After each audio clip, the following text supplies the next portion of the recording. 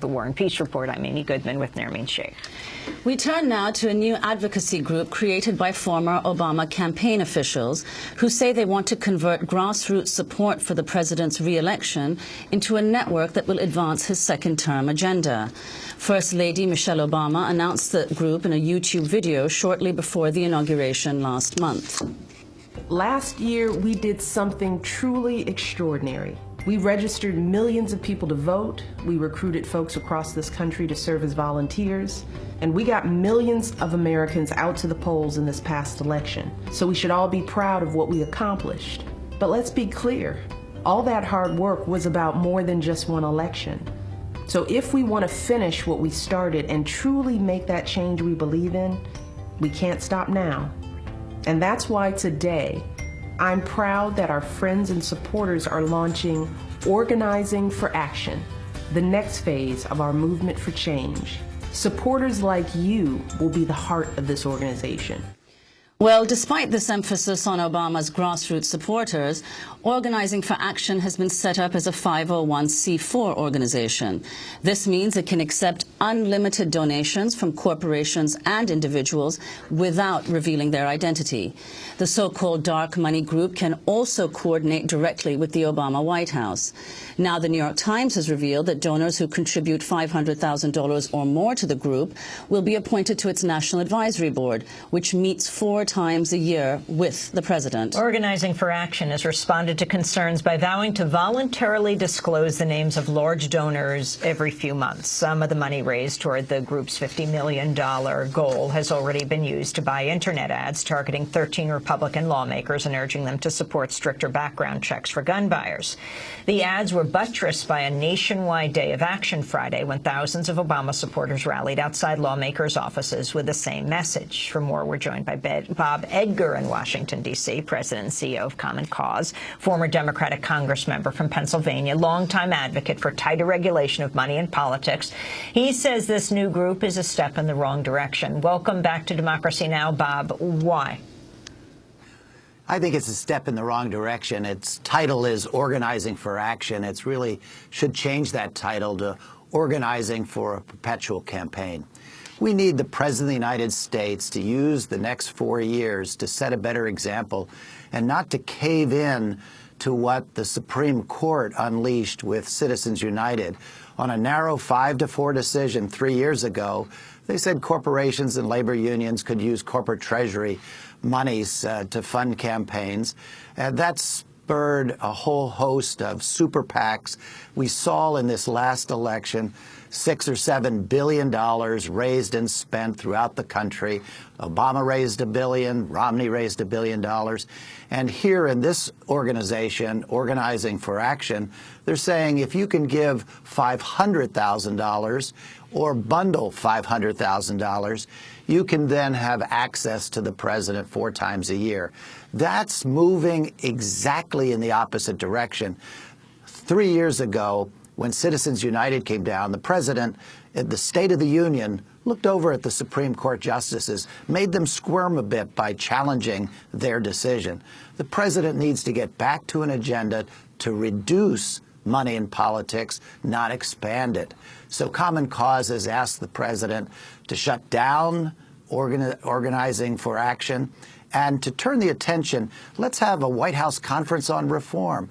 Let's have the president put his arm around Senator McCain and fix the presidential public financing system. Let's find a way to get full access to voting, to get voting up to 80 and 90%. And let's have the next president of the United States not spend 300 or 400 days raising $1 billion or $2 billion for re-election. Let's find a way where the president, once elected, can govern. And we just think that the United States is hurt. Democracy is soiled by the amount of money that's spent, not only in campaigns, but now in organizations like this following up from the last election. Bob Edgar, on Monday, White House Press Secretary Jay Carney responded defensively to questions of whether Organizing for Action was selling access to the White House.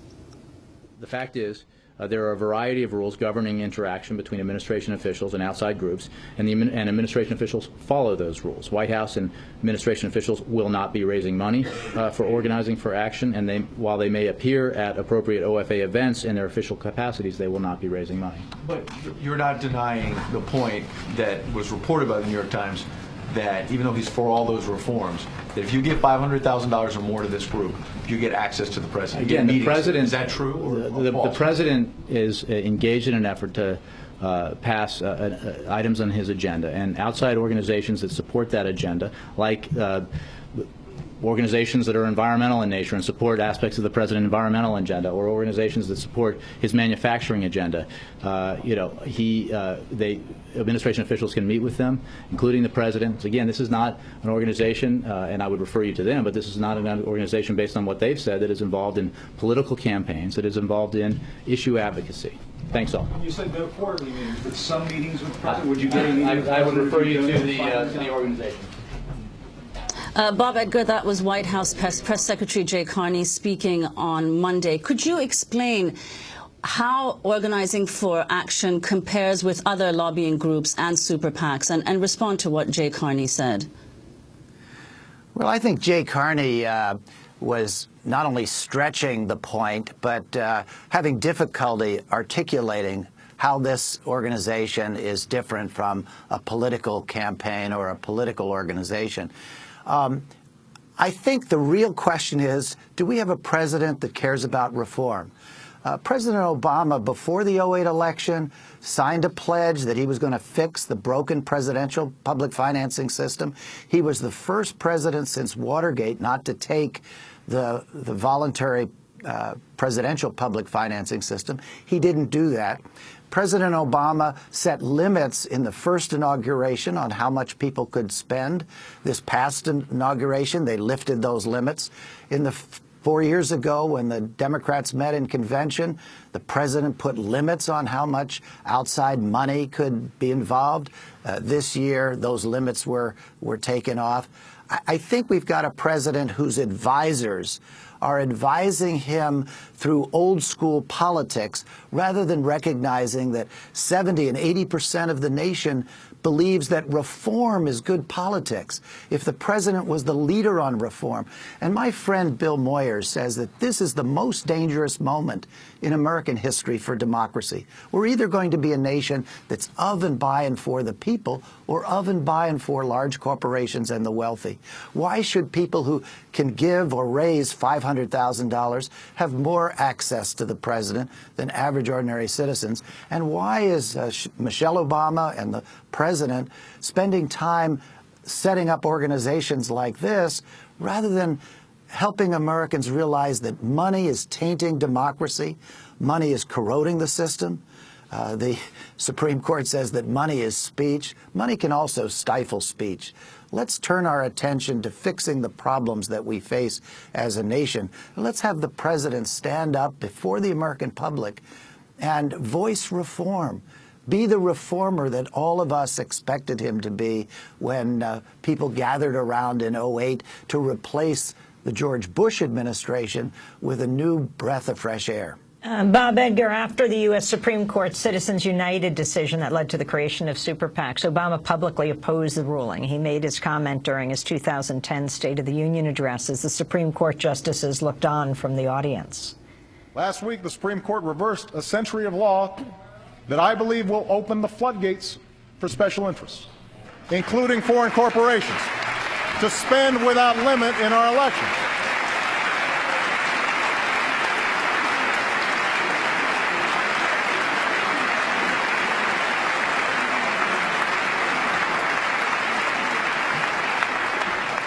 I don't think American elections should be bankrolled by America's most powerful interests, or worse, by foreign entities. They should be decided by the American people.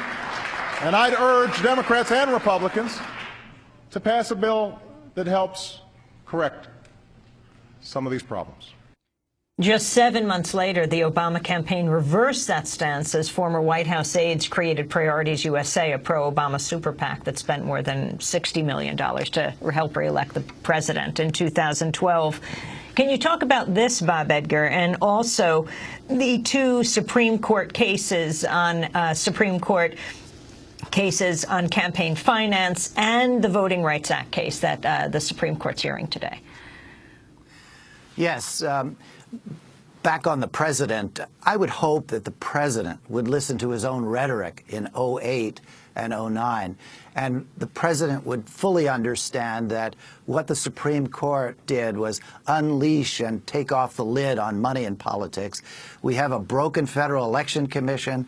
We have now a broken election system with money soiling and tainting the system, and we need a president to model better behavior, and he needs to recognize that this is the time for him to set a legacy for the next president. Do we really want the next president of the United States to be raising $1 billion or $2 billion or $3 billion in the first 4 years of their administration in order to get reelected? Or do we want that president to address things like global warming, ending poverty, dealing with the many issues we face as a nation? That's the danger of allowing money to impact not only our elections, but our day-to-day life.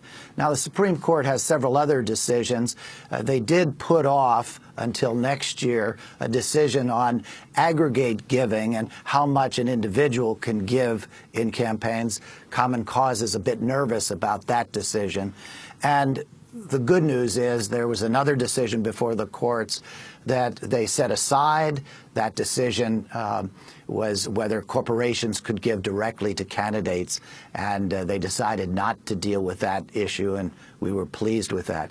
Today at the Supreme Court, there are arguments on the Voting Rights Act. I had a staff person get to the court at 4 a.m. this morning so that they could be inside and listen to the arguments. The Voting Rights Act is a very important piece of legislation. On March 7th, 50 years ago in Selma, people marched peacefully, and then it became violent because of the reaction of the police, to move us closer to passing voting rights legislation. We saw in this last election in several states where they were trying to suppress the vote that the importance of the Voting Rights Act has in fact been revealed. My hope is that this court, as bad as it's been on Citizens United, as bad as it's been on so many decisions, voting more politically on a 5-4 basis, my hope is that we'll see justice done and that they will not only support the Voting Rights Act, but allow it to stay in place and make sure that every person has a right to vote, and that we get voting up from 60% to 80 and 90%. And in big elections where lots of people vote, we get all excited and proud that 60% of the people vote. Let's get it up to 80 and 90% of the people voting, and that'll put more pressure on special interests. When I served in Congress, talking points came first and then the checkbook. What switched is now the checkbook comes first, and the talking points often are ignored, and I think it's part of what's led us to the gridlock we have in Washington. The Voting Rights Act is very quickly, important. before we conclude, I'd like to ask you about another issue. Your organization, Common Cause's lawsuit that's seeking to have the filibuster rule declared unconstitutional. Senate Republicans recently used the filibuster to try to block Senator Chuck Hagel's nomination for U.S. Secretary of Defense. They lifted their block on Monday, and he was confirmed Tuesday. Last week, Republicans said they wanted more information, first from the White House, about events surrounding the fatal attack on the U.S. diplomatic mission in Benghazi, Libya, last September. Could you explain why it is that your organization is pursuing this lawsuit against filibustering?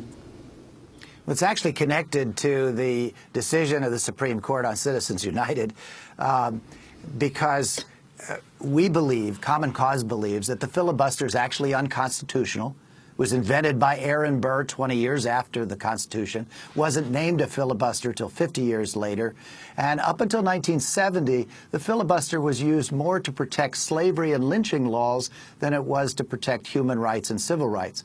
And even in 1939, when the movie Mr. Smith Goes to Washington and Jimmy Stewart stood on the floor doing a filibuster, there were 0 filibusters that year. A small group of ultra-conservative senators have decided over the last 6-8 years to use the filibuster 60-70% of the time. In the Citizens United case, 8 of the 9 Supreme Court justices, even some of the Supreme Court justices who voted wrong on that decision, said that the House of Representatives and the Senate should pass full disclosure, should point out that foreign governments shouldn't be allowed to participate in our election, and that all contributions should be fully transparent, fully disclosed. It passed the House. It was supported by the White House. It came to the Senate. It got 59 votes in the United States Senate and failed. The DREAM Act got 55 votes and failed. And even issues like Medicare, when Medicare passed in 1965, it only passed by 55 votes. It would fail today. We believe that the House and the Senate should be based on majority rule. We read the Federalist Papers, went back and looked at English common law, and Common Cause 5 years ago, 6 years ago, had a different position. We've changed that position. We believe the filibuster is not in the best interest of democracy. Bob Egger, I want to thank you for being with us, President and CEO of Common Cause and a former Pennsylvania Congressmember. This is Democracy Now! Thanks so much for watching this report from Democracy Now!, your daily independent global news hour. We don't accept advertising or corporate funding, but rather rely on donations from viewers like you. Please make your contribution by visiting democracynow.org. We need your support today to keep bringing you this hard-hitting, in-depth reporting.